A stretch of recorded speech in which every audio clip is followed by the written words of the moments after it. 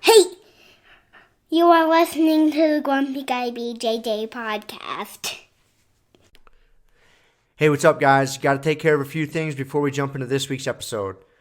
First, our Ramping Isometrics for BJJ program. It is a 12-week program, all laid out for you. It's going to help you build strength and cardio in the fastest, safest, and most convenient way possible. This is how James and I have been training for the past year, and we love it. So we put this program together so you can just follow along, and we are certain you will see and feel the benefits that we do. It's only $15. Just go to grumpyguybjj.com, click the drop-down menu in the upper right-hand corner, and you'll find it. Next, R3. This is our K2 D3 supplement. It is a combination of those two vitamins, D3 and K2. These are two vitamins that James and I have been taking for a long time that really help us recover from hard training sessions. And for only $15 with free shipping, you get a whole month's supply. I was going to pull up some studies explaining the benefits of D3 and K2, but I'm not going to insult your intelligence and pretend to be a fucking scientist. I take it. It helps me recover. That's it. So for $15, check it out. And last but certainly not least, we have partnered up with Jiu-Jitsu.com. They have a ton of awesome BJJ instructionals, and they have hooked us up with a discount code for our listeners. It's Grumpy10. So what you got to do is you go to Jiu-Jitsu.com, which is DIGITSU.com. Find the instructionals you want, throw them in a shopping cart. In the little discount code box, you type in Grumpy10, which is just GRUMPY and the number 10, 10. That's it, no spaces. Boom, you get 10% off. You're up and running. They got a nice app you can download on your phone. That way you can take your instructionals right to the gym with you, watch the technique, drill it. It's a pretty sweet setup. So once again, DIGITSU.com. Discount code Grumpy10, GRUMPY10. Simple as that. To find all this stuff I just got done talking about, go to our website, grumpyguybjj.com.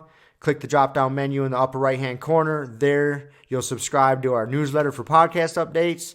You'll find links for the Ramping ISOs program, the R3 recovery supplement, and then under the programs and products tab, you'll find a link to Jiu-Jitsu.com. And let's be honest, if you guys can't figure out how to navigate a website by now, there's nothing I can do to help you. So quit fucking around, check it out, train hard, and let's get into this week's episode. And here we go. Here we go. Last episode of the year. Of the decade, Of bro. the decade. The decade. That's the funny thing. I keep thinking about that. Like, first time I heard it, I was like, whatever. But when you think about it, man, it's kind of significant. Like, It's weird to think about we're going to the year 2020. yeah. It's really strange. That is, yeah. I was trying to wrap my mind around it the other day.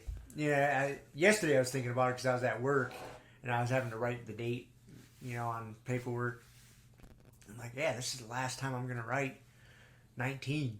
And in 2020, man, I graduated high school in 1997. Yeah. That's a long time ago. It was. Yeah, I graduated in 94.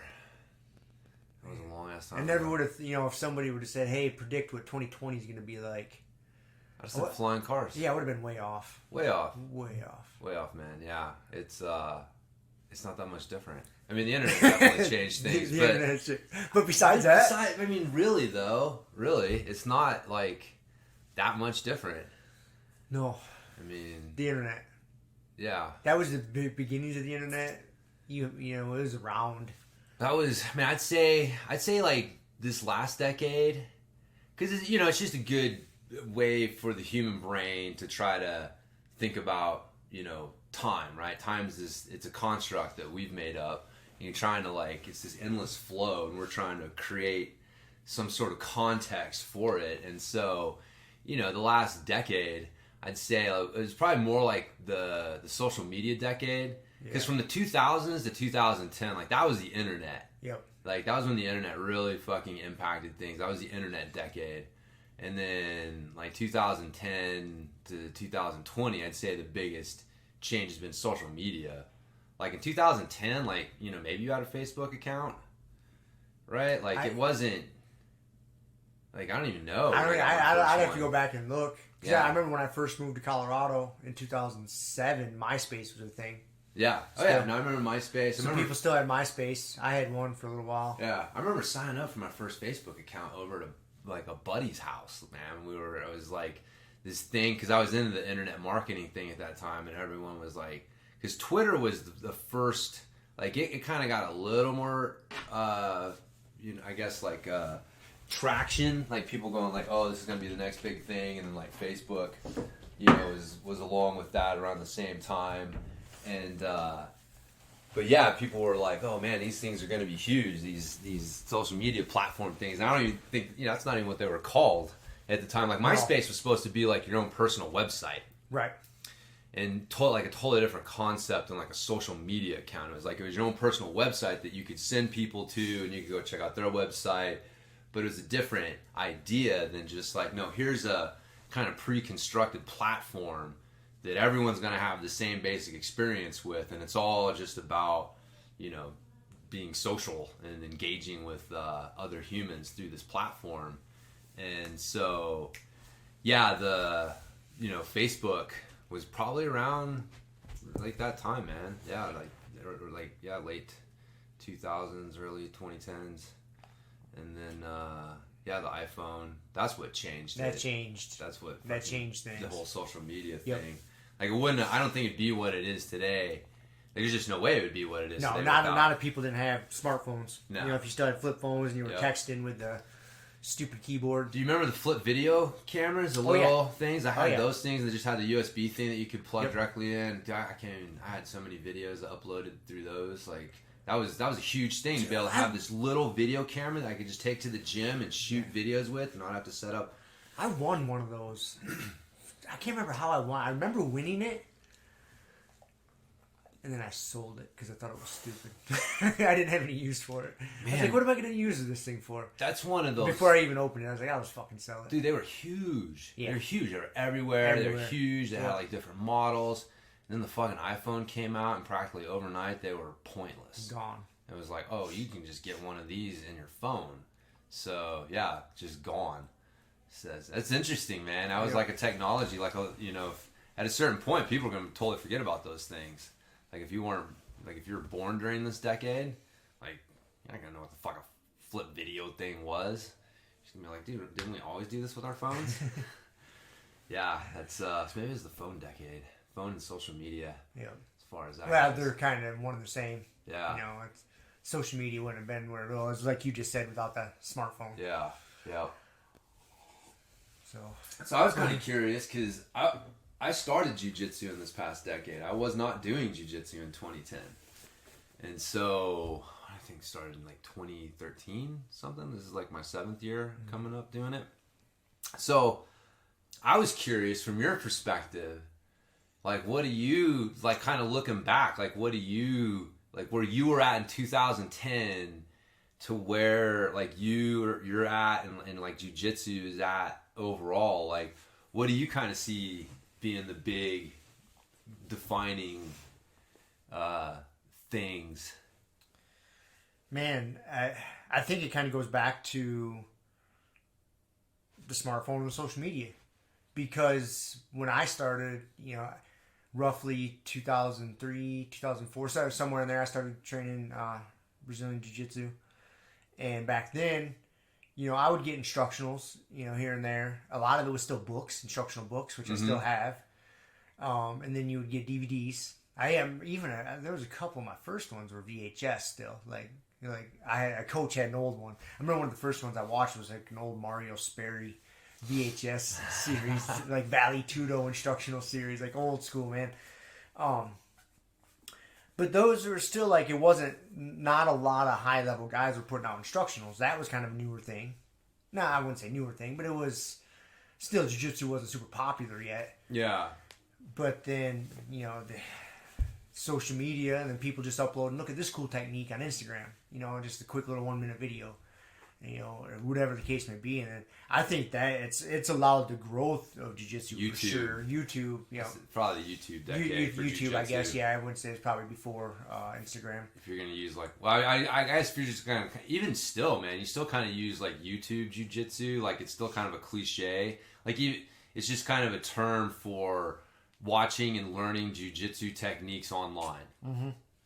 Right? So it's kind of a catch-all term, but YouTube was definitely where it got popular, even though it's branched out into other mediums. That's still kind of the term. So I mean, just kind of hear what you're saying. Like I think that's probably like might be a good way. It's like that.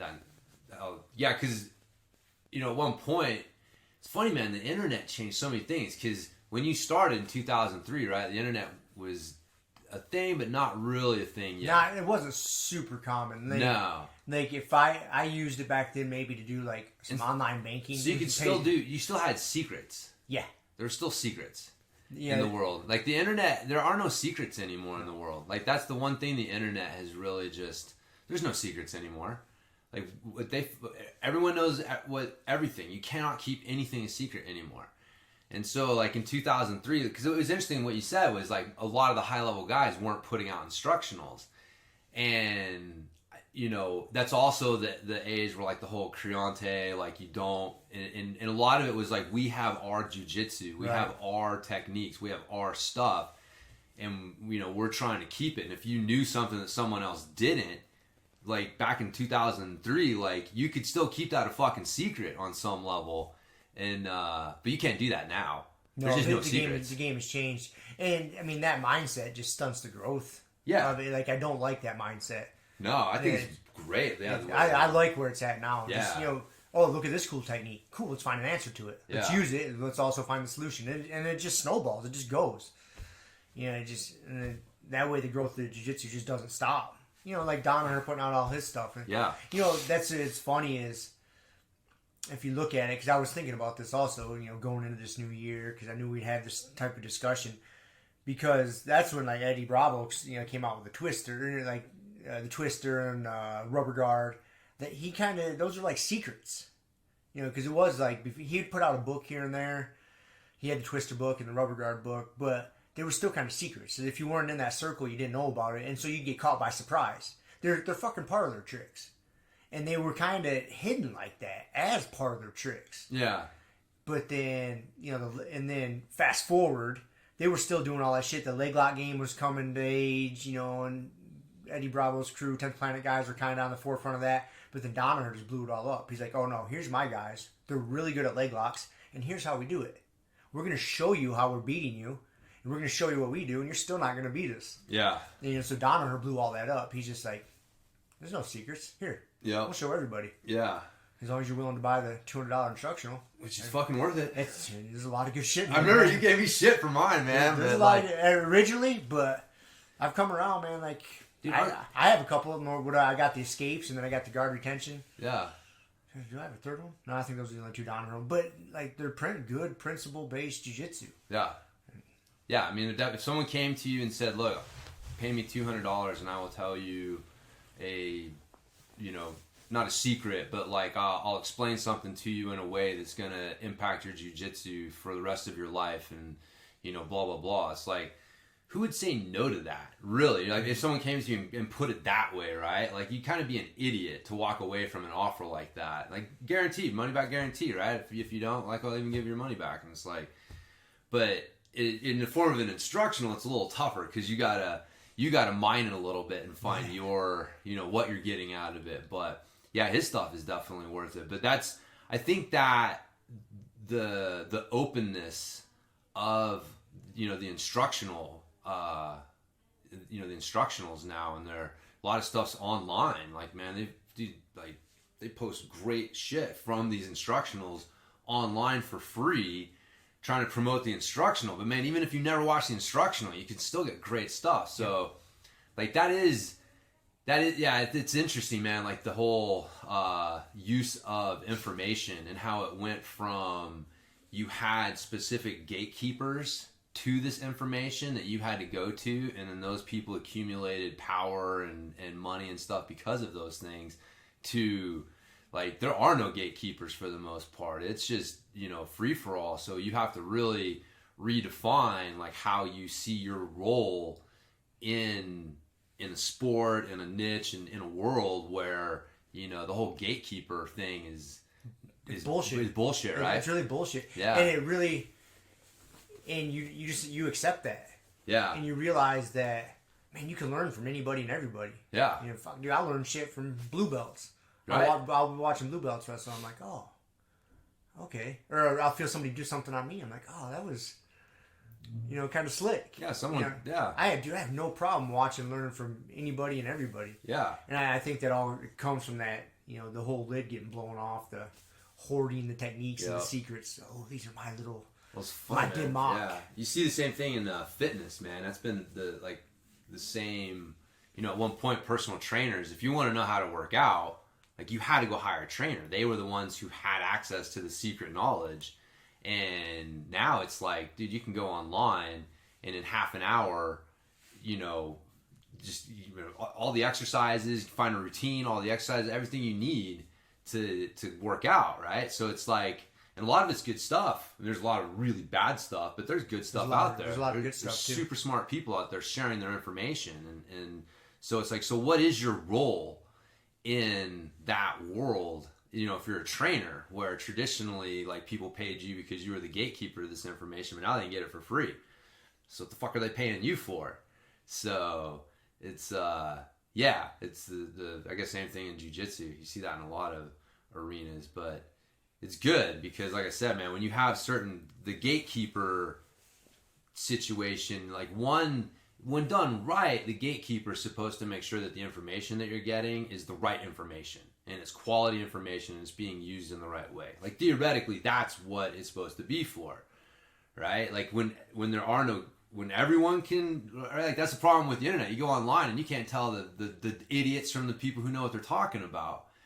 And so it's hard to just, you know, keep the good stuff and the bad stuff and separate it. And, you know, we've talked about it a bunch of times. That's the double-edged sword of the internet. There is some good stuff. But there's a lot of shit. And you got to actively try to figure out which is which.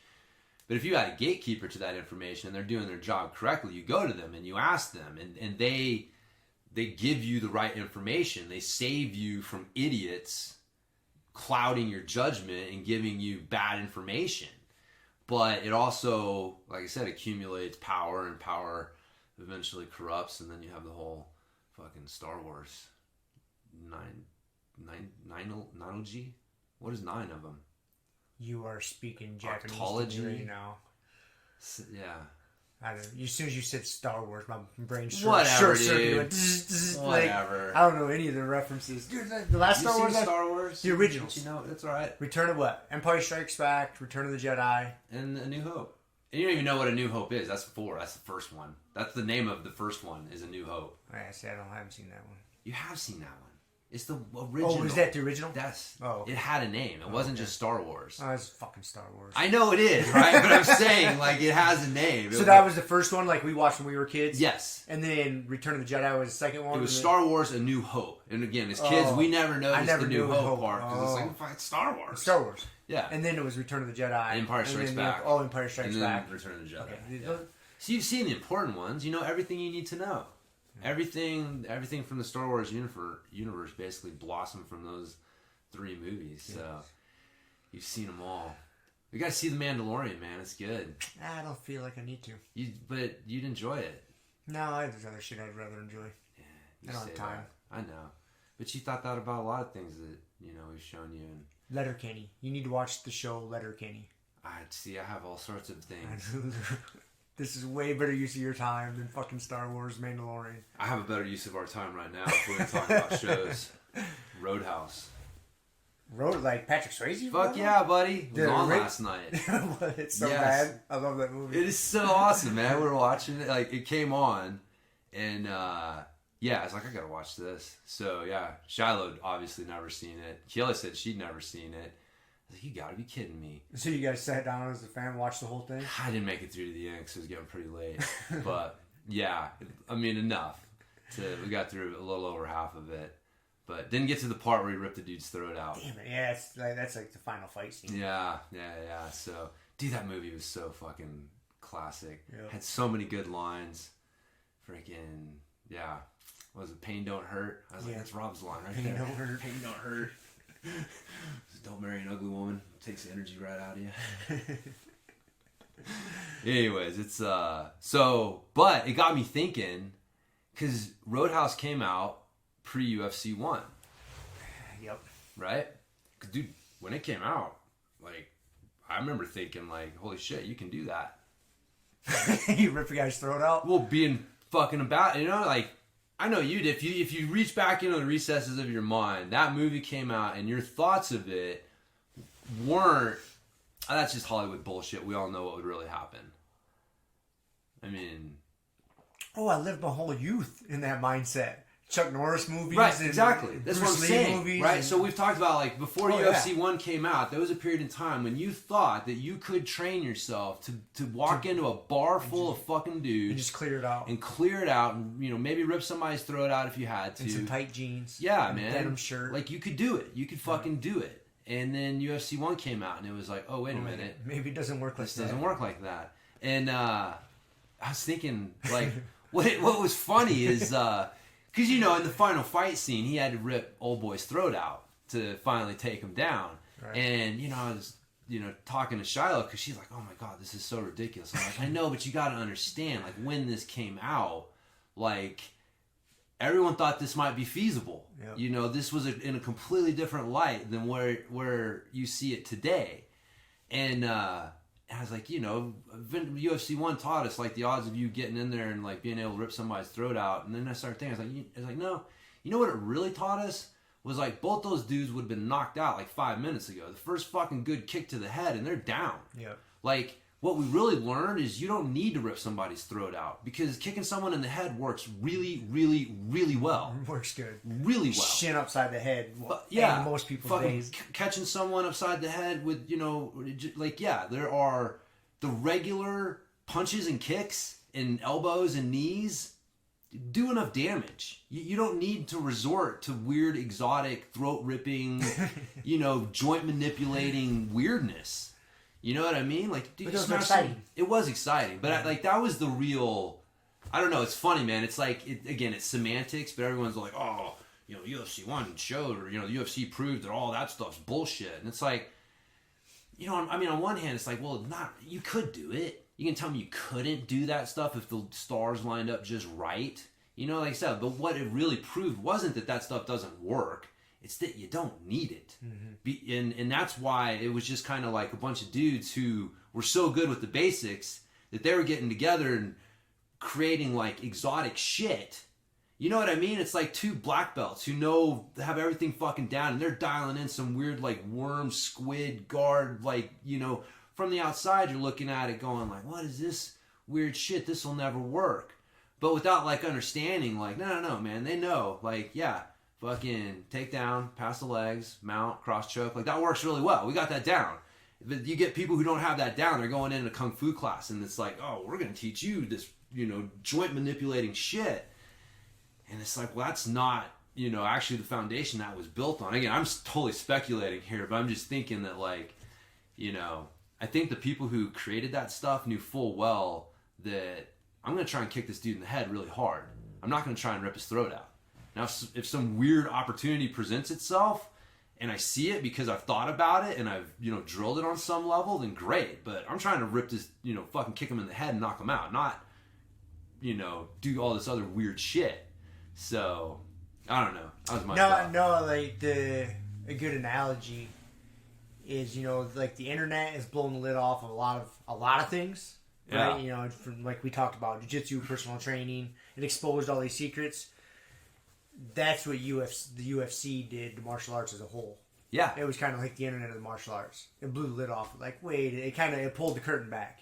Like, this is what really happens. This is what really works. This is what really works. This is what you should be spending most of your time on. I think, and that was kind of the problem, is like you know, without knowing and going back, right? You got to think, man, like these things were martial arts. Like at one point, again, everyone makes fun of karate, but like these motherfuckers were using this in battle. Right. Like, I don't think they were doing choreographed shit. I think they were fucking fighting for their lives. Like, legitimately, and not like, oh, I gotta use this fucking technique here and this form here. I think it was like, no, I'm fighting for my fucking life. And I'm using my training to help me fight for my fucking life. And what is getting me out of this fight is not trying to rip someone's throat out. It's knowing how to fucking punch and kick and balance and all these fundamentals at a very high level. Maybe I know some other crazy shit, but like, that's what I'm fucking fighting my way out of this shitstorm with. I'm just assuming that, right? And so, but now you fast forward to today and you got these fucking, dudes with bellies and rainbow colored belts. And it's like they can't fight their way out of a wet paper bag. But they're trying to, they believe that the power of their art is in this fancy bullshit that doesn't really work.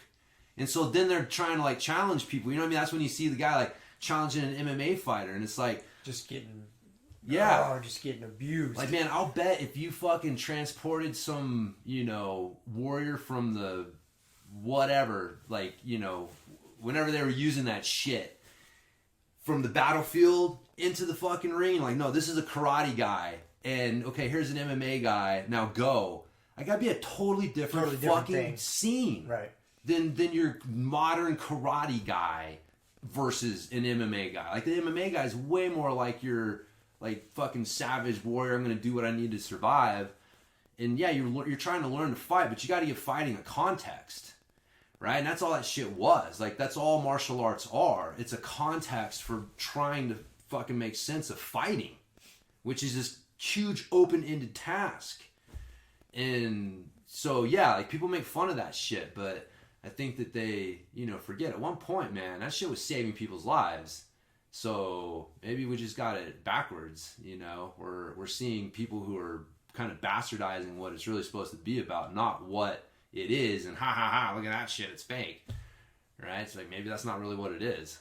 Well, that's what it's developed into, unfortunately. The McDojo thing. The McDojo bullshit. Yeah. That's what it's kind of devolved, I won't say evolved, but devolved into, remove society from battlefields. Yeah. And this is what happens. And until it gets exposed in a real arena.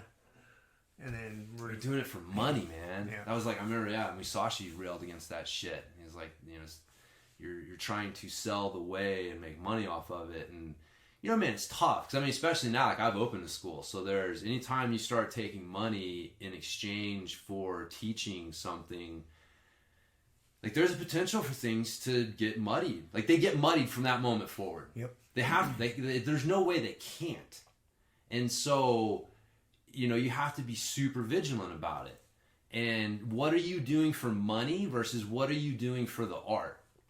And you make enough small decisions for, well, I'm going to teach this fancy technique because this will impress this student and keep them here. And, I'm going to throw in these 3 extra belts to keep people, you know what I mean? Like, these little things, enough of these little decisions over time, and they fucking slide, and all of a sudden you're looking around and you're like, wait a minute, what the fuck is going on? How did we get here? How do we get here? Yeah.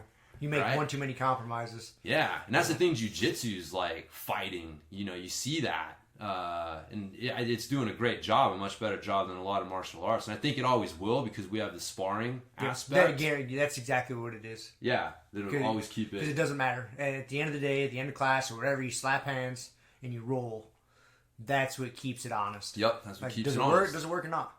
Right. You can show me all the fucking fancy shit you want. When we slap hands, does it work? Right. If it doesn't, you better go back to the drawing board. Yep. Yeah. So you have that constant, yardstick to measure it by. But man, you see though, right? Like, who is it?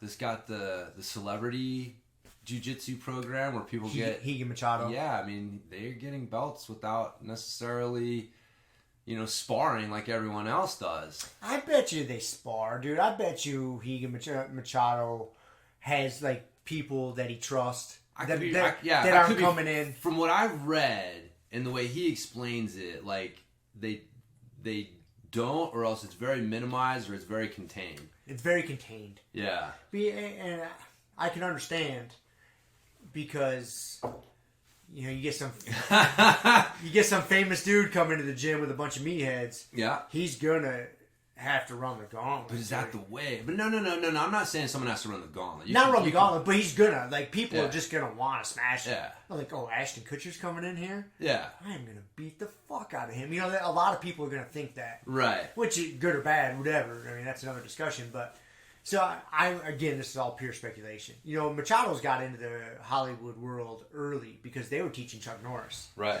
And then somehow, I don't know how their relationship came about, but I think that was like their introduction into the Hollywood scene, and so they've been there ever since. So a lot of like famous people have gone to them, and so in the like Henry Gracie and Huron, have kind of got the same thing. You know, they're in LA, and so they train a lot of famous people, and a lot of those times those famous people don't go to the regular classes. You know, they can afford 3 private lessons a week. Yeah, and then they'll bring in a few people for them to spar with, or this or that. You know, whatever.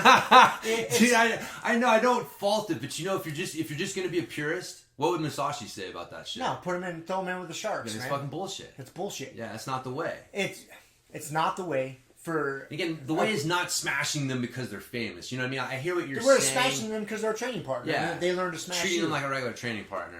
That's where but see, those people don't live normal lives. I know. You get to that level of fame and money, man. Like we can't even wrap our minds around what that'd be like. It's a weird thing. Yeah, it's a weird thing to think about because I have thought about it before. And it's not what's best for jiu-jitsu. Not on a large scale. Not on a large scale. If they, if you were to extrapolate that out, but if it's these one-off famous fucking people, these Demi Lovatos and these Ashton Kutchers, who gives a fuck? So I guess one, you default because you trust Hegan, right? Yes. Like he's proven himself, and so you trust that if he says that it's legit, then it's legit. Yep. Right? And I'm not saying that's not the case, right? But you'd feel different if it was some lesser person in the jiu-jitsu community, right? It'd be easier to doubt, is there some money? So, there's definitely, that's what I'm saying is on a larger scale, that is bad for jiu-jitsu. Right. On a one-off thing, it's not necessarily bad, but you can see though how, if the jiu-jitsu community isn't vigilant and almost kind of I don't want to say, keep a little bit of a skeptical eye towards stuff like that. Not saying condemn it, but keep a skeptical eye towards it. It's easy for someone with just a little bit less stature than Hegan to do it. And then a little bit less stature and then all of a sudden you've got this whole we've got a whole, no rolling program going that you can come in and you can get your blue belt without, doing any sparring or something like that. And all of a sudden it's wait a minute, is this jiu-jitsu anymore? It's not jiu-jitsu anymore. How did we get here? Yeah. And I guarantee you if you did that, you'd probably attract more people. There'd yeah. probably be more money for you in a program like that. Yep.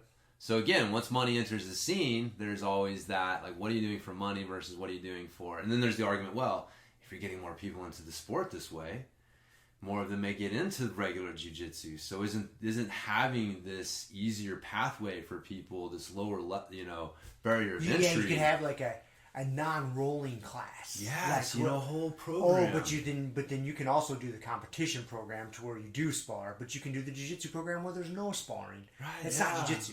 I know, I know. Yeah. But someone could argue though that hey, if I get 50 people who would never do jiu-jitsu if they didn't have this option and they did it, and then 5 of those people ended up going ahead and getting into regular jiu-jitsu, and those 5 people never would have been into jiu-jitsu if we did not have that thing there.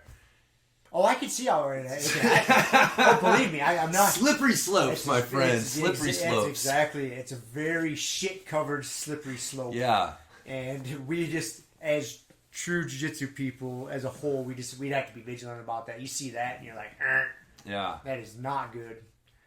And I bet you there's schools out there that have that. Unfortunately, man, I bet you there is. Yeah. Unfortunately, man, it makes my stomach turn to think about it. Jiu-jitsu's grown so much, man. I mean, you have so many schools now, and schools that aren't necessarily being run by high-level guys. There's people that they're blue belts or purple belts, and they're the highest rank in the area or whatever. And it's maybe they're doing their best that they can, but as long as they're in there sparring and trying, more power to them. Right. It's the assholes that are trying to make the money. Yeah. Well, we have a program where you don't have to wrestle. Yeah. Oh no.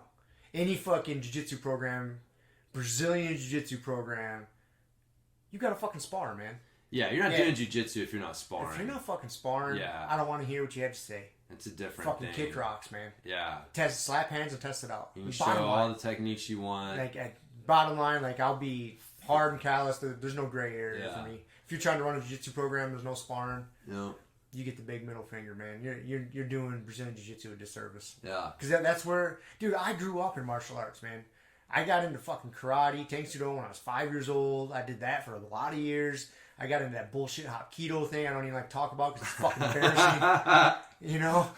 And I where all those fail is there's no live randomized actions to test it against. It's all, I mean, you're sparring with very certain rules here and there, but it's not, it's bullshit. Mm-hmm. It's the most effective thing, like, you know, is when you wrestle, man. When you really get after it. And so whatever. Fuck all those other ones that don't. You know, that's just bottom line, that's it. That's what makes jiu-jitsu special, though. Yeah, when you get... They can't.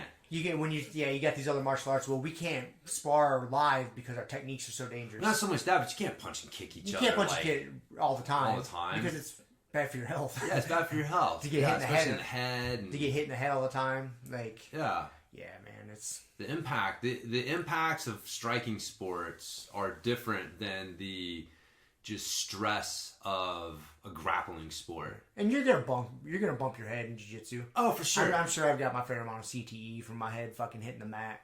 Yeah. But not like taking repeated punches to the face. Yeah. Dude, when I boxed regularly, so many days I'd come home with a headache or wake up the next day with a headache and just be cloudy. Yeah. I know I pay for that once in a while now. I'm sure I get some fucking CTE flare up and you know, stumble my words and it's not good for you, man. And you can spar hard in jiu-jitsu.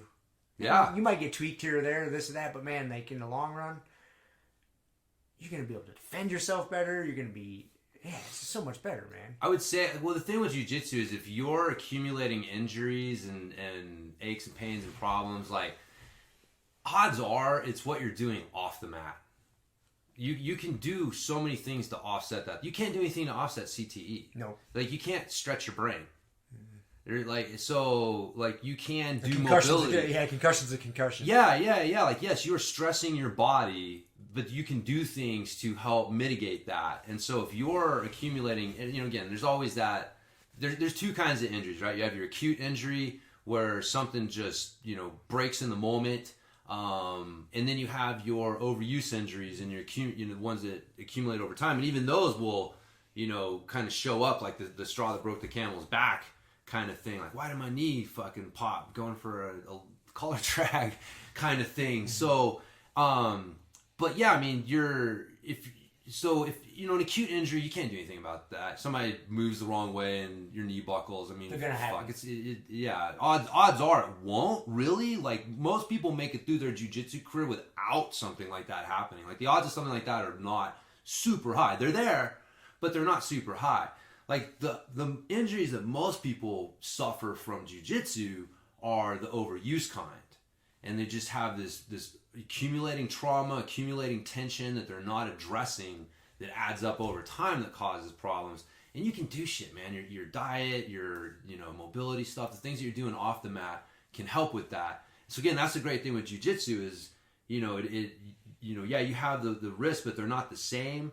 Because in a striking sport, dude, if someone's punching and kicking at you, the odds of catching your knee, the odds of, you know, catching something wrong, or like if you're taking them to the head, like dealing with that shit, they're much higher. They're way higher. So it's not the same thing. It's like when people, you know, I get this in mountain biking, like, you know, clipless pedals versus flats. And it's like, dude, they both have their risks, but they're not the goddamn same thing. Not getting your feet off the pedals and blasting your head and shoulder into the ground is not the same risk as like slipping a pedal and smashing your shin. Mm-hmm. You know, it's not the same risk. Like, they both have risks, and for people to pretend that they're the same goddamn fucking thing is stupid, right? But so it's kind of the same thing here. It's like, they both have risks, but jiu-jitsu is just so much better for you, especially as you get older.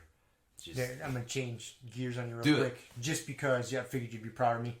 So last weekend, I was up at Powderhorn skinning up the mountain, and I happened to run into another guy that was doing it, and so we kind of skinned together up the mountain for a little bit and had a little conversation with this random dude. And he was a big biker. You know, he liked to mountain bike and road bike. And so, of course, I was like, so are you a clipless pedal guy or flat pedal guy? And I left it. And then he's like, oh, yeah, clipless. I'm more of a traditional kind of guy. And so I just left it. I was like, okay. I just left it at that. Dude, it's funny. Yeah, you start categorizing I people. did. I just did it to categorize it. I just left it at that. I was like, all right. Now you know stuff about them. You're like, okay. Yeah. Even though I don't ride bikes at all, so I have no right to do that. But I was like, all right. Traditionalist. That's what he said. I'm a traditionalist. I go clipless. Yeah, which is funny because clipless isn't your traditional pedal. Like that's the hilarious thing. Like, but it's just, flats are gaining, ground. It's one of those information things, man. Like you could hide the truth. You could hide the studies that showed all that stuff they tell you about clipless pedals is bullshit. You can't do that today. And so, the flat pedal revolution is gaining momentum, and it makes people uncomfortable. And so that's one of the fallback. It's funny, I've heard that more and more recently, is people just saying, I'm just a traditionalist, man. This is just the way I came up. When I came up, everybody rode clipless pedals, and so I'm just a traditionalist. This is how I do it. And it's like, what the fuck does that mean, man? That's like, I don't know, man. In jiu-jitsu, like somebody showing you a basic foot lock and you being like, nah, I don't like foot locks. When I came up, we weren't doing a lot of foot locks. We weren't doing them, man. Yeah, I'm a traditionalist. I'm just gonna, stick to, we don't attack the feet. It's like, dude, okay, but good luck with that. Good luck with that attitude, man. But yeah, so that's funny. I'm proud of you, though. Yeah, I figured you would be. I forgot. I meant to tell you that last week, and I forgot. Dude, it's hard.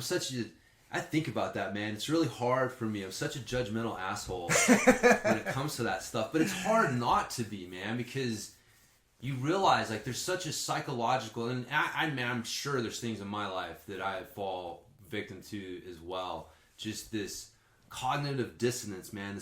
This ability to just ignore facts and science and just all this evidence... and just continue to do the equivalent of sticking your fingers in your ear and going, no, I'm not going to listen to you. And so if I can't hear you, then it doesn't exist, and I can just keep thinking what I want. It's like, man, it's tough because, again, people are just human. They're doing the best they can. Mm-hmm.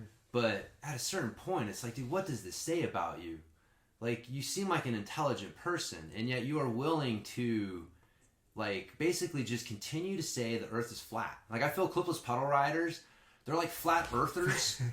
Because, dude, there's more science to back up the flat earth theory than there is the cockamamie bullshit they think they're riding clipless pedals for.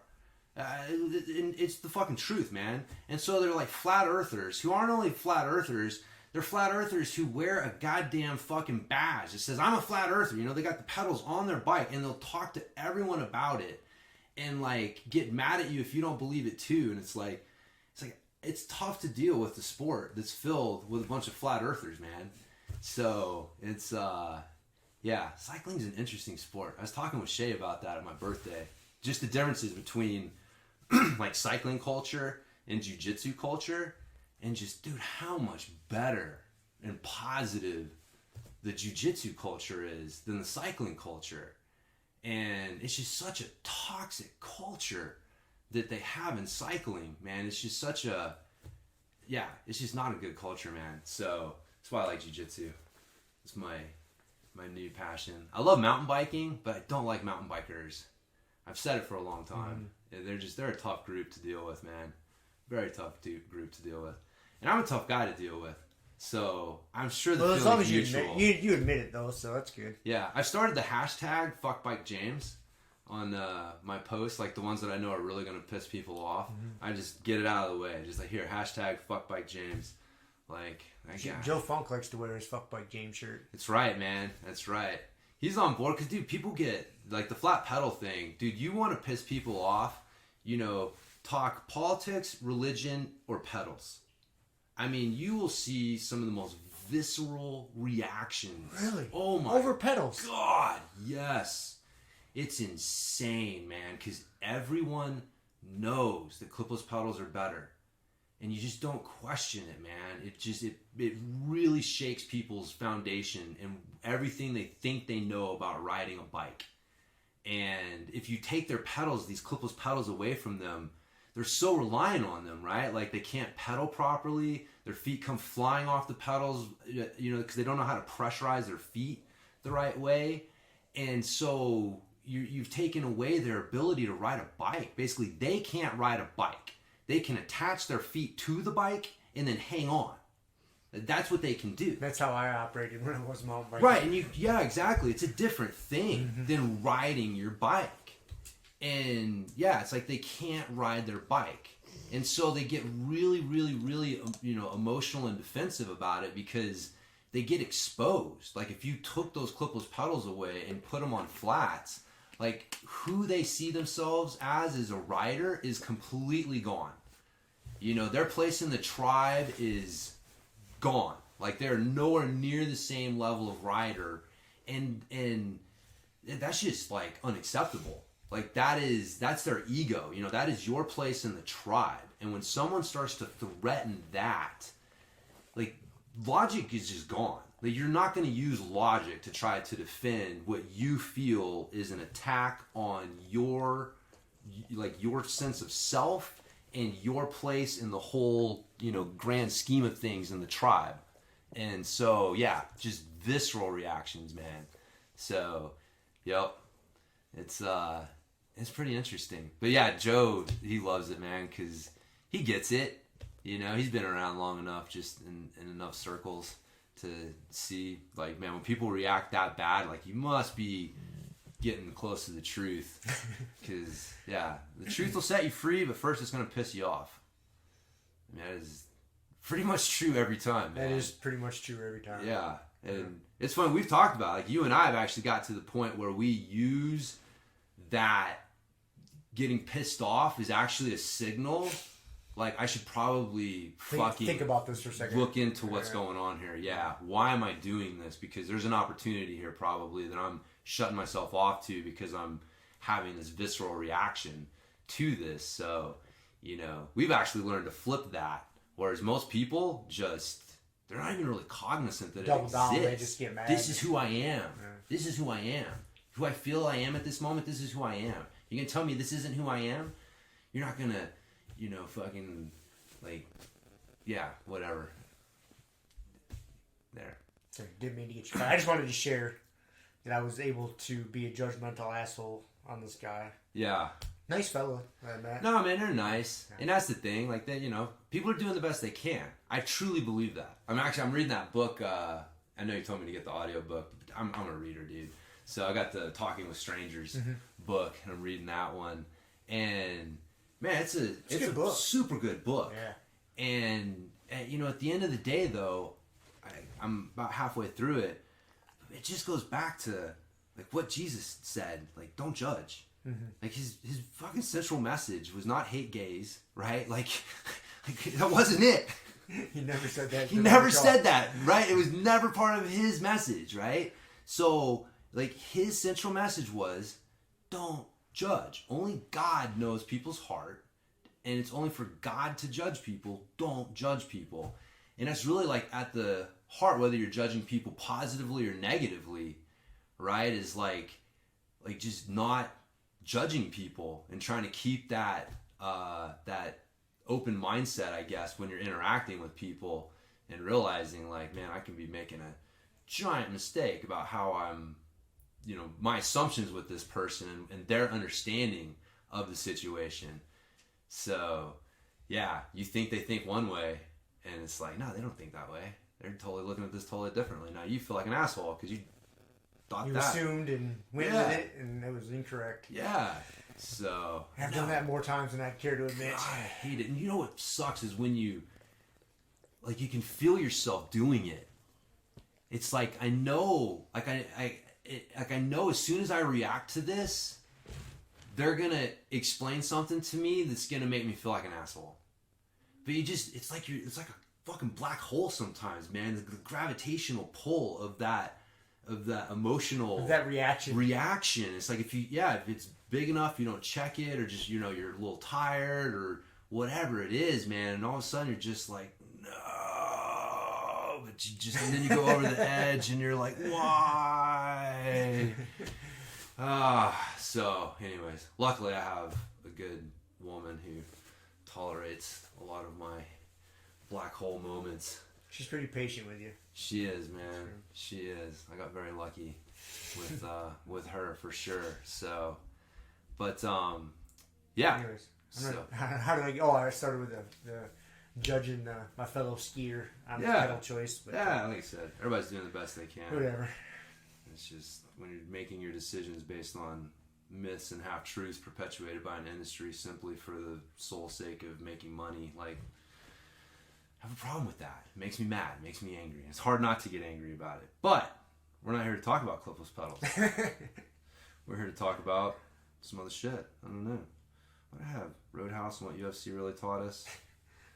So, yeah. You got anything else on your list of shit? No, man. Coming in, I thought about, because obviously today is actually New Year's Eve. It is New Year's Eve. December, the last day of this decade. And I thought about resolutions. And we've talked about it before. I think they're bullshit. But we like them anyways. But, on that note, like I said, because I was like, okay, I should come up with some resolutions, for the podcast. But then I was like, man, I feel kind of forced into this just for the podcast. Like, I'm not going to come up with just some, I know it doesn't make for good discussion, but I'm not fucking coming up with any resolutions this year. Like, I just need to stay. Resolution? That's my resolution. Like, I just need to stay the goddamn course. Right. That's it. I just need to. I mean, I'm not saying I'm fucking perfect, so I don't want to. I have a lot of room for growth in all areas. But you feel like you're growing. I feel like I'm growing. I'm trying. Yeah. I just need to stay there. Yeah. I don't need to come up with some random bullshit. I'm going to do this. I'm going to do this just because today's December 31st and tomorrow that's it. Yep. Like, yeah, Swearing off Oreos next year. Yeah, I'm not, by the way. I've done so much shit like that. I'll get all no fired. candy. I remember the no candy thing. That was And like then 2 you years ruined ago. it. I ruined it like in February. Yeah, we went to your brother's house. Like, I don't even know if I made it to February. And so I've done that so many times in my life. Like, who are we fooling here? Yeah. Let's just stay the course, man. Stay the course. Man, it's funny you say that because I was thinking the same thing. I'm like, it is December 31st, but like it doesn't really. It just feels like fucking Tuesday. It's just Tuesday, man. It's Tuesday, and tomorrow's Wednesday, and like I'm heading in a direction, and I like the direction I'm headed, and just kind of stay the course, and yeah, crazy resolutions just don't really seem to. But again, we talked about it. I think last time I was saying, why resolutions suck, but you should still do them. It's not really a resolution. It's just for us, it's kind of part of our routine. And so we're always assessing and we're always trying to figure out like, okay, what am I doing well? What can I get better at? And so, today's just another day in that. Whereas for most people, like this is the day where they're forced to take stock and be like, damn it, I'm 10 pounds heavier, I'm $5,000 more in debt. I mean, unfortunately, like that's what happens, man. A lot of people get to today and they look back and they're like, God damn, a year ago. Yeah. Compared to where I was a year ago, what happened? And then that's where the resolutions come in. It's these desperation, like diet things, like crash diet for habits. Like all right, that's it. I'm, cutting up all my credit cards and eating only vegetables and, blah, blah, blah. And, yeah, it doesn't work that way. It doesn't. No, you should be doing it on a regular basis. So, but, yeah, I agree, man. I agree. I'd say, yeah, if anything, I will say I want to get my atomic strength training program. It's getting close to being finished, and just kind of the overall system. Because that was kind of the big thing over the last year. I mean, I think if we look back a year ago, we were still doing just like ramping isometrics and 30, 30, 30. Mm-hmm. And then I think it was in the last year we really started playing around with the bands and different time frames and adding in the reps. And so like, it's cool, man. Like when you look at like what we've got, like it's a legitimate training system that is pretty unique. Like it's not just copying someone else's and then adapting it for what you're doing, which is usually what I would do. But yeah, getting that over the last year has been, really cool. But yeah, definitely in the next year, getting that, I want to get that launched in, the next month or two, but definitely promoting it more. And so I think 2020, like if you're going to say from a fitness standpoint, the last decade was the decade of the kettlebell. Would you agree? Yeah, that's not completely inaccurate. Yeah. I mean, in 2010, man, they were still pretty obscure. Pretty newish. Yeah, they were. You'd have to go to your local CrossFit gym, which was still pretty fucking new to get them. Now you walk into Gold's Gym and you fucking got them. So, shit that pops up in my news feed is kettlebell workout for glutes and kettlebell workout for this. So, like, it was definitely the hot piece of fitness equipment over the last 10 years. And I could be wrong. It's probably wishful thinking. But again, just looking at like what Dragon Door is doing with that ISO chain, and knowing that Duquesne doesn't like to bet on things that he doesn't think can make him some money. I think the next decade is going to be the year of the isometrics, man. I think isometrics are going to make a big impact. We're going to look back in 2030, and everyone's going to be pretending like isometrics is how we always did it, just like they pretend like kettlebells is how we always did it now. So, but yeah, hopefully that atomic strength training program can kind of serve a purpose in that whole bigger thing. So, but that's one of my kind of predictions. Predictions for you're making a decade-long prediction. Decade prediction, buddy. Yeah, we got to. I mean, it's a big. I'm not sure we'll be, still doing the podcast in a decade. We might. You might. Fuck, Never dude. know. Never know, man. I don't see any reason why not. So, but anyways, yeah, that's that. But yeah, getting the isometric training program. We were kind of discussing the different time frame because I was playing around. I was doing 20, 15, 7 with on Saturday. So we originally started out going 30, 30, 30. 30, 30, 30. 50%, 80%, 100%. And over how long have we been doing? We reduced that. We went 30, 20, 10. Was that what we've been doing recently? I'd say it's probably been a good 6+ months. Yeah, it's been a little while now, right? Yeah. No, it hasn't been that long? I'd say so. Yeah. And then it was 30, 20, 10, right? Yeah, well, okay, if you think about it, because I got the Catalyst Training Center, the original one, the little space, it's been 6 months ago, and I had the training system. We were doing 20, 30, 10, the bands, all that stuff. So it was before that. Like, it was probably close to a year ago. I'd say we probably started playing around with different time frames with it. Man. And we started regularly using the 30, 20, 10. You think that long ago, Grumpy Guy? I mean, it has to be over 6 months. Really? Has to be because when I opened the Catalyst Training Center, like I had the training system. Yeah. The training, the bones and meat were like pretty much there. There were a few refinements that I've made since then, but yeah, it was 20, 30, 10 or 30, 20, 10 for the ramping. And then 60 to 90 seconds with 5 reps for the banded. That was the basics of it.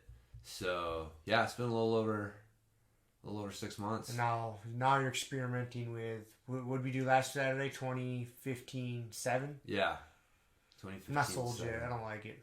It's not enough. But that's what you're supposed to want. That's what you're supposed to feel. It's not enough. I know, but that's like I said. I think 30, 20, 10 is good. It gets into the endurance side. A little bit. And that's not bad. It's just a different stimulus, right? So, because again, the research that they've done on the isometrics, the sweet spot seems to be 6 to 9 seconds if you're trying to produce maximal tension. Like, it takes the body at least 6 seconds to kind of like ramp up to maximal tension.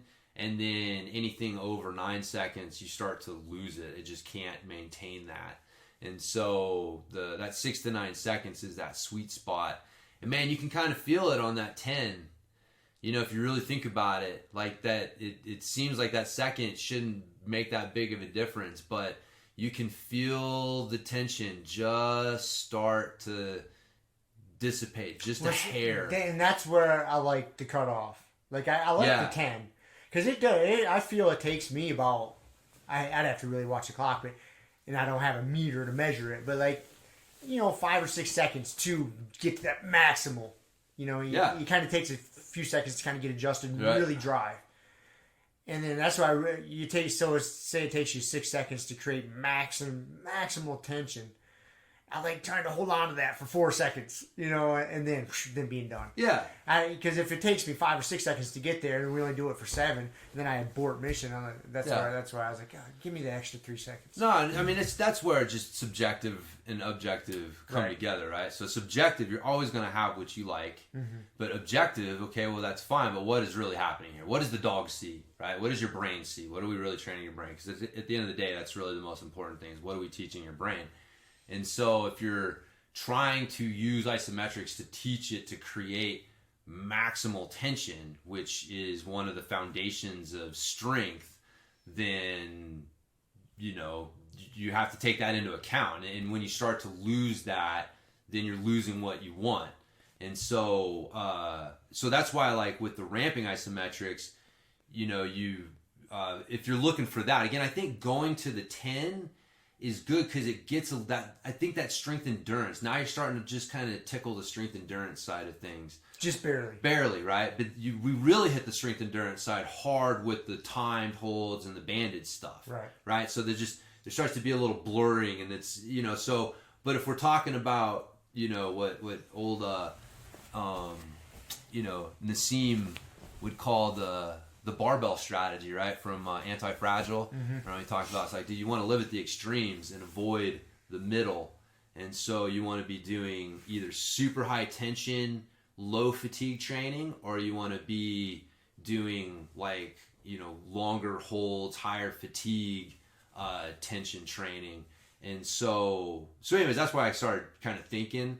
And really, ultimately, my system is like, you've got like a 20-10-5, and then like a 25, 20 or 15-7, right? And then you get your 30-20-10. So you kind of have like 3 levels, I guess, if you want to call them, of intervals. And one is obviously the easier one is going to be, or the shorter one will be better for beginners, and then just trying to create maximal tension quickly, which is also a good skill to have. And then the other, you can use them for different stuff. But it's just kind of like trying to think how, within the ramping isometrics, you can still use them to target different things while still working on that strength thing. So that was the idea behind it. So, but no, I still like the 30-20-10. I like 30-20-10. Yeah, for sure. What do we got here, buddy? So even though it's past Christmas, I still bring in a Christmas Pokemon. His name is Beartic. He has 140 hit points. His attacks are Resolute Claws, 60 plus damage, and Blizzard Burn. It does 150 damage. Ooh. And on the bottom of Blizzard Burn, it says, this Pokemon can't attack during your next turn. Oh, man. Mm-hmm. And then Blizzard Burn, the types that can do it are a water type can do it, and a colorless type can do it, and Resolute Claws is the same. And this is a water type too. Okay. Cool. And it's also a rare. Did you ever count all your cards you got for Christmas? No? It's too many? I was gonna, but you told me to clean my cards up.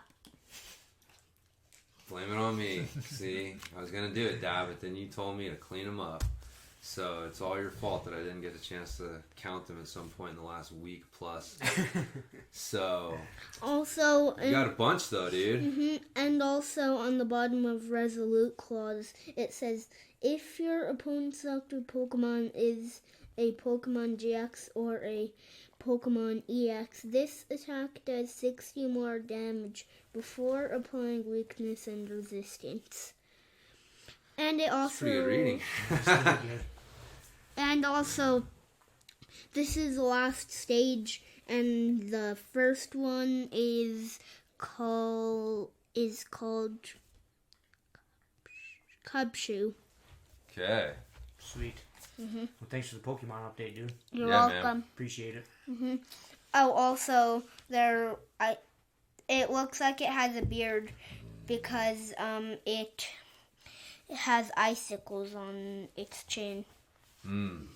Also, there's something that I forgot to tell you from all of my Pokemon. There's a thing under the resistance and the retreat, which means that's how many... I don't know what the colorless type retreats are. I'll read it. It freezes its breath to create fangs and claws off ice to fight with cold northern airs are its habitat. Areas or its habitat. Nice, man. Well, that's good to know. Maybe you should read that on the Pokemon. It tells us a little bit about him. That's cool. He uses his cold breath to make weapons, fangs, and stuff. Mm-hmm. That's cool. Yeah. That's a good power to have, especially around this time of year. Yeah. So, cool, dude. Anything else you want to share with us about yeah. not this Pokemon, maybe something in general? Christmas gift update. Christmas gift? Yeah.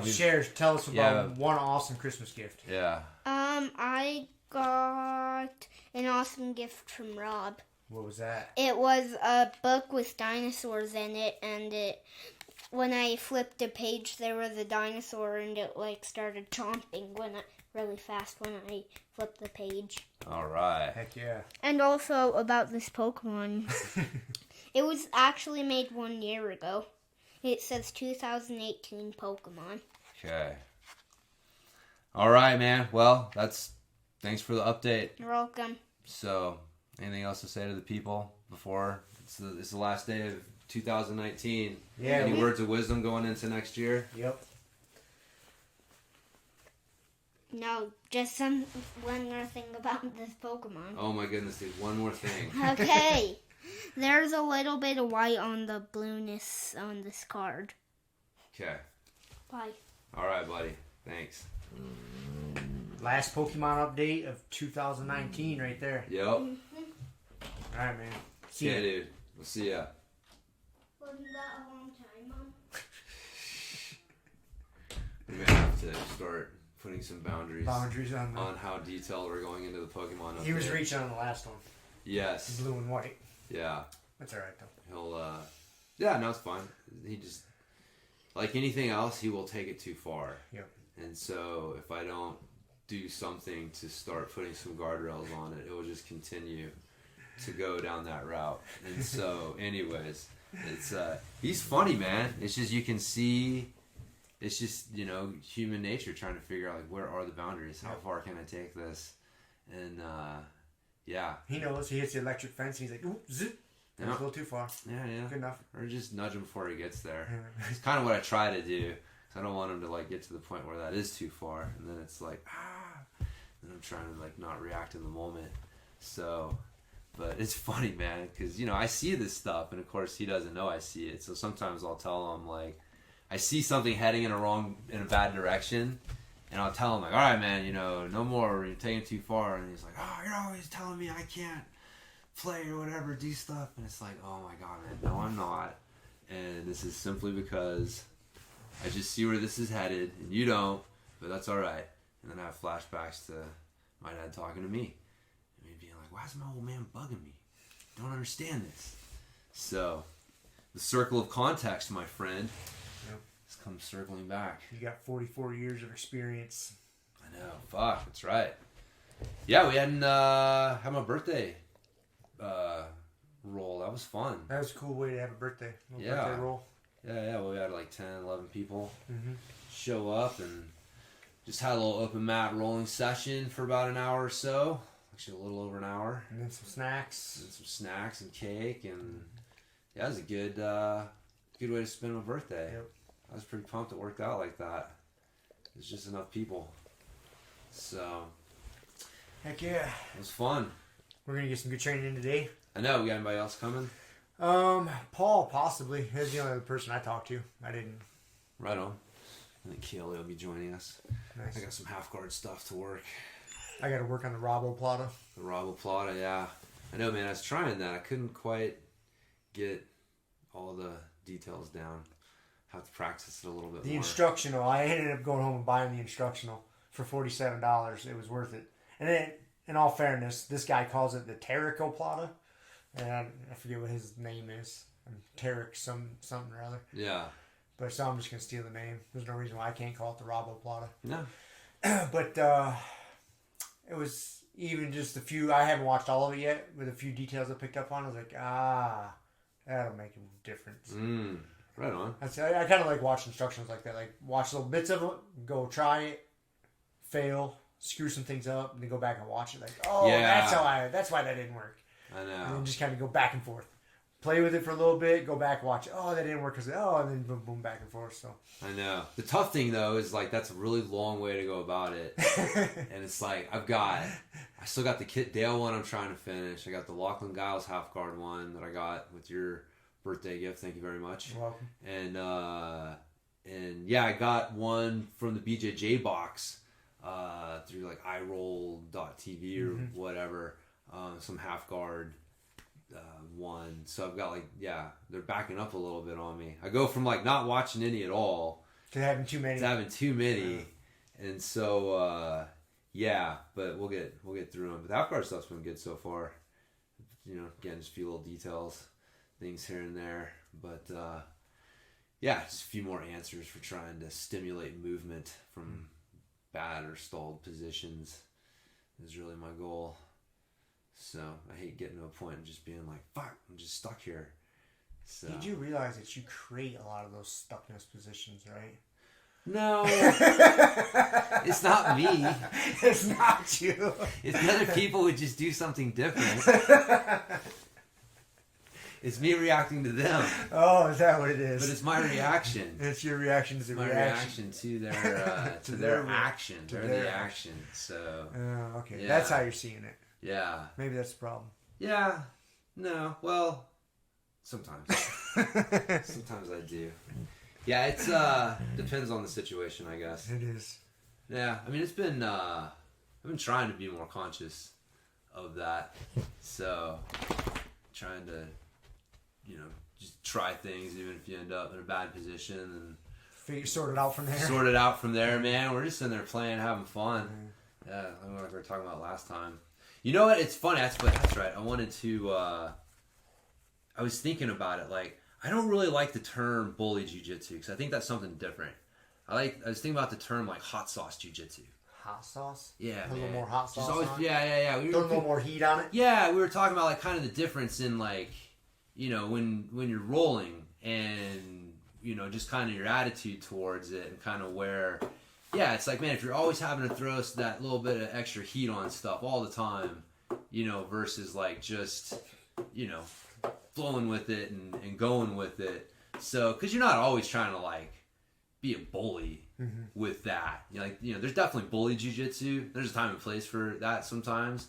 But, I think what we were talking about in the last episode more was just that not feeling compelled to just always throw the freaking heat on it, So there's a time and place for that hot sauce jiu-jitsu, but if you're using it all the time, then it's gonna change. Like, your partner is gonna be like, I'm way less likely to open up and try stuff if I feel someone is always doing that, because I know that, like, man, if I make any little mistake, you're getting punished for it. I'm just gonna get punished for it, and there's just no opportunity to regain it. So like, I have to change how I roll, and so like when you have a little bit different attitude and feeling, well, your partner can have a little bit of attitude and different feeling, and so it opens up things. Exactly where I'm coming from. Yeah, that's exactly where all this started coming from. Is AKA Spawn. You and I had this conversation off air.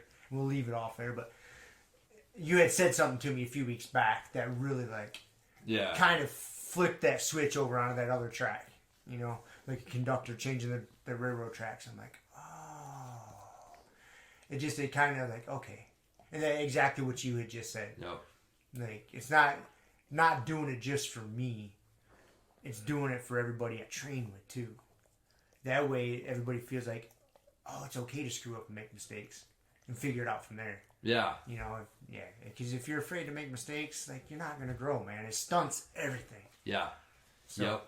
No, totally. Yeah. But it doesn't mean you can't play hard. Right. Yeah. So there's a fine line, because you don't want to just be limp noodle and there's a tension between the two. Yeah. Again, you got to find, there's a happy medium. Yeah. I'm not afraid to put some heat on stuff once in a while and play hard. Yeah. But there's... If someone feels like that's just what they're going to get every time, right, no matter what, then, it's no fun, and it's hard to grow. It affects how they approach things, and it's like kind of hard to get people to open up if they feel like if they open up, they're just going to get murdered for every it. time. Yeah. So that's more it. And, it's just that putting on the heat all the time. So I don't I don't know why I was just thinking about it. I was like, it's not bully jiu-jitsu. Like, that's not really what I meant. We were talking about it last episode. Mm-hmm. It's really just kind of that hot sauce jiu-jitsu. Like, he's always putting heat on stuff. And it can come across sometimes as bullying, but it's not necessarily the intention. Right. Like, there's an intention when you're trying to bully someone. Right. And, I don't think that's the intention all the time. I think sometimes people don't realize that using the heat all the time can come across and feel like borderline bullying sometimes, but it's not necessarily the same thing. Right. So, but yeah, if you want your partners to feel like they can make mistakes and open up, then got to make them feel like there's a safe environment to do it in, within reason. Within reason. Within reason. So yeah, man. And that's, like I said, when you can do that, that's where you can have fun rolling with pretty much anyone. Mm-hmm. It's if you're always having to just smash people, it's like, dude, someone who doesn't present a challenge, like, this is no fun. I can't learn anything from this person. And it's like, dude, that's on you. You should be able to learn something from everybody. Everybody. Yeah, you should have jiu-jitsu that scales to everyone. And of course, I'm sure there's some retarded white belt out there that, there's always an outlier. There's always an outlier. I will grant that. But for the most part, you should be able to get something from most people. So, but yeah. Cool. Oh, I got people coming in and signing up on Thursday. Oh, do you? Yeah. They're just like, can we come in and give you money? It's like, all right. I guess we're gonna figure out a way to systemize. We're gonna do this, man. We're gonna do this. So, yeah, we're gonna start classes next week. So Monday will be our first class, and Tuesday will be the first kids class. Nice. And we got a guy and his son coming in to sign up, and I'm gonna get the word out. We're gonna keep it. I want to keep 20, 25 adults, like 15 to 20 kids at first. Like, I want to keep the number like manageable, and then grow from there if need to. So just start filling up those slots, and heck yeah, man, we'll see how it goes. I'm not quite sure. I don't think I'm gonna do like a full like free through February. Through January. Free for January, free through February was I was thinking, but the my idea, actually, I'm bounce this off. I haven't talked to you about this, but I think it's, we've talked about, I think it's important to have some sort of like self-defense element in the program. Yep. I think that, I don't know, maybe this is wrong and it'd be a good time for you to correct me, but I'm thinking kind of like the no-gi, the self-defense and no-gi stuff kind of blend together a little bit. I can see why you would say that, and I think in my thoughts on the self-defense thing, because it can go you can take it too far. I just mean like Gracie combatives, like basic, like position 1, position 2, super basic. Yes. Like, okay, here's like some common like bully headlock defenses, some bear hugs, defense against a punch. And like, dude, I'm not gonna expound on it much more than that. And in the curriculum I've been creating, I have those in there. And because there's a lot of good jiu-jitsu principles within some of those self-defense and all those self-defense techniques. Yeah. And the way I have it structured is, the first like class or two, they learn that technique, but then in class number 3 or 4, that just becomes part of the warm-up. Yeah. Like, this is the warm-up. We're not going through like a standard, like run around the mat, do fucking push-ups, sit-ups. Like, here's the warm-up. Here's the move. You do 5 reps, your partner does 5 reps. And then you just make that as part of it. And we're not going to go super far down the self-defense rabbit hole. At least I don't want to go down there. But just some basics. We're not here's into CQT. No, that's what's close quarter, or no, CQC, close quarter combat. No, we're not. We're doing like no.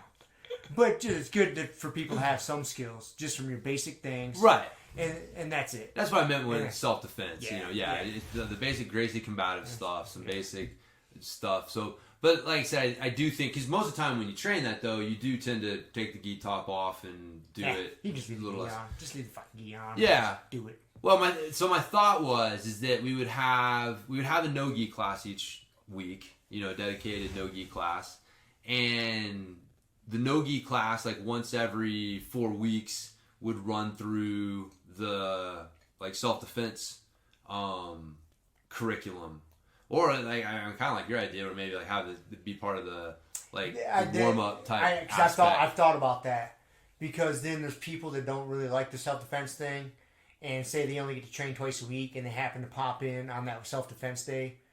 I mean, that motherfucker, I just want to come in and train, and I got to go through the self defense bullshit, which I feel like I get it. So that way, if you just sprinkle it in sparsely here and there, you know what I mean? Like, okay, like here's the 3 separate types of headlocks you can get out of, from the standing, from the ground, and you just implement it in the warm up, man. A few reps here and there, just consistency. Just almost in place of like where you'd put like the stand up in a standard class. Exactly. Like instead of doing some of it leg would day, be stand up, but it'd be like you'd have like a self defense thing. We're not doing single leg takedown. We're defense against a haymaker today. Right. Defense against a straight punch. Yeah. Boom, and it's the warm up. Yeah. For some people, it might be the first time seeing it. You have to do a little more instruction. For the people that have been there, use this as your warm up. Don't go hard with each other. Right. Just go each step. Nice and flowy, just boom, boom, boom. Here's the warm up, and then we get into our sport jiu-jitsu, whatever it is. Yeah. That's how I was wanting to sprinkle it in there.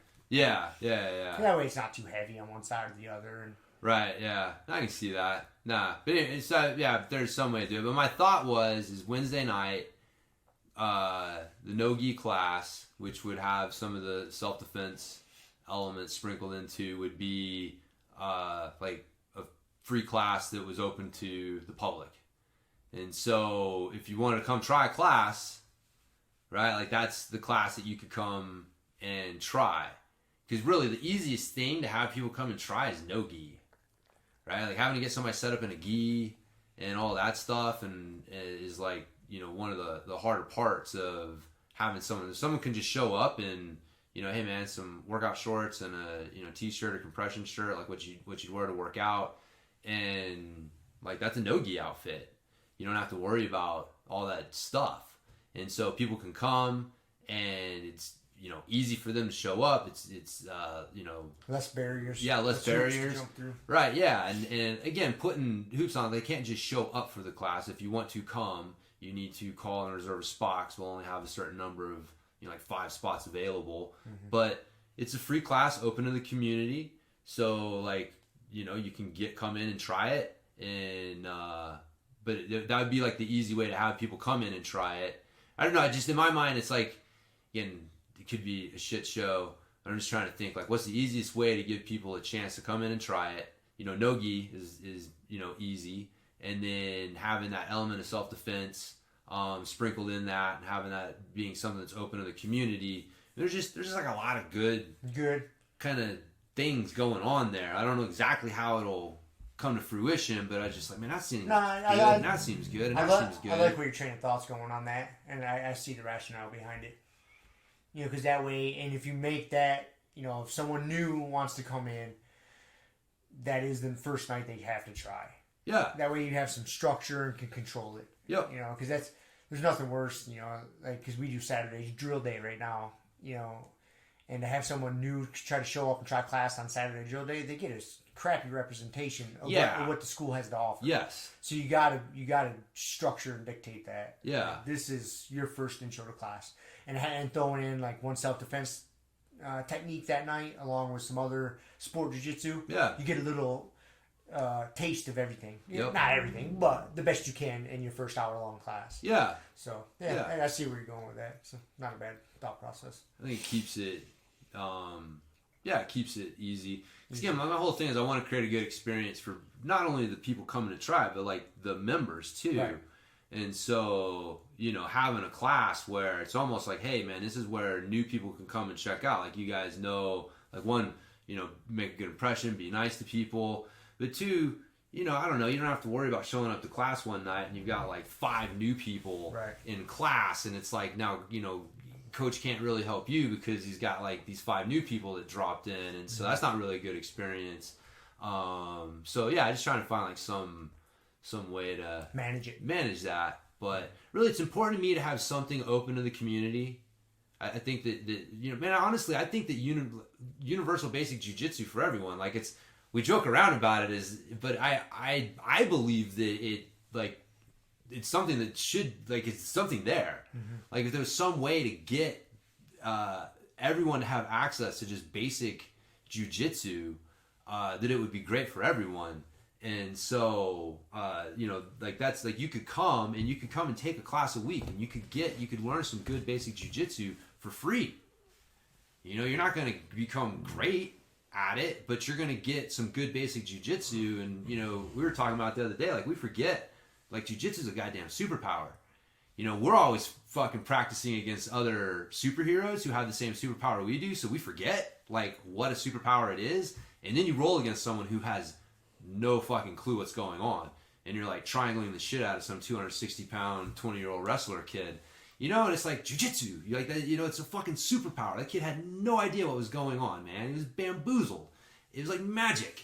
And but so you just know the basics are so good on so many levels. So in my mind, if I can create an opportunity for someone to have access to come try it. Again, I think that if you try it and you get bit by the bug, eventually you're going to sign up and you're going to become part of what's going on.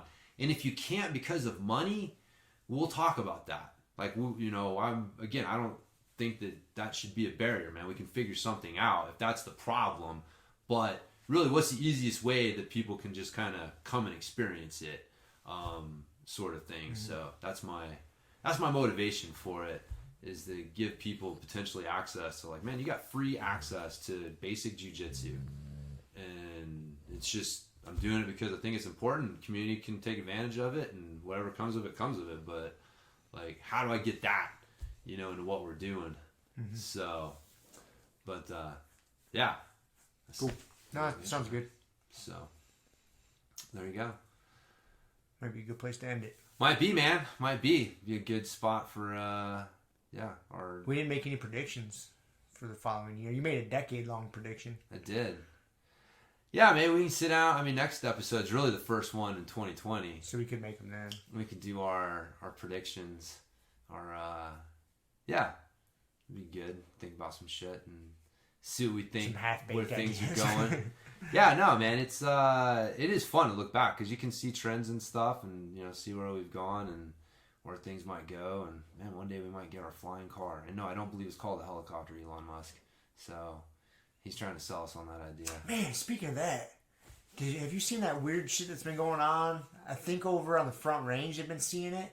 Like at night, there's been like these packs of drones flying over the fucking city. Like big drones. Like 6 foot wide drones. Huh. Like dozens of them. All flying kind of in sync and pattern. And I think it's illegal right now to fly big drones at nighttime. Yeah. Like that. I'm pretty sure. But something like the FAA doesn't have the rights to track those yet. These private drones, like they can't see who's operating, so no one knows who they are or what's going on. Yeah, there's been some shit going on. Like this is pretty recent, dude. Just like in the past week or two.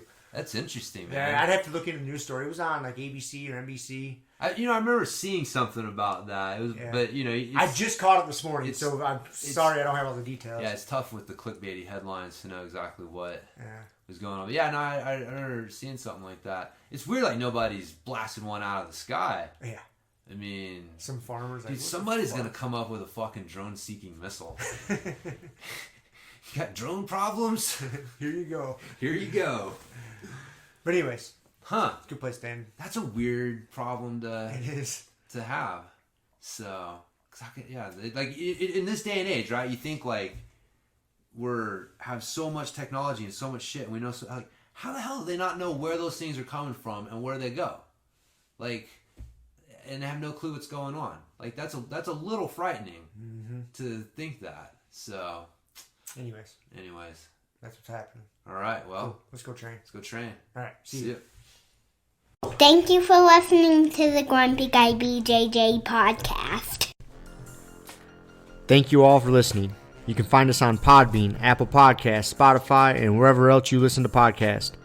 Please make sure to subscribe and leave us a review. It really does help and will allow us to keep putting out episodes.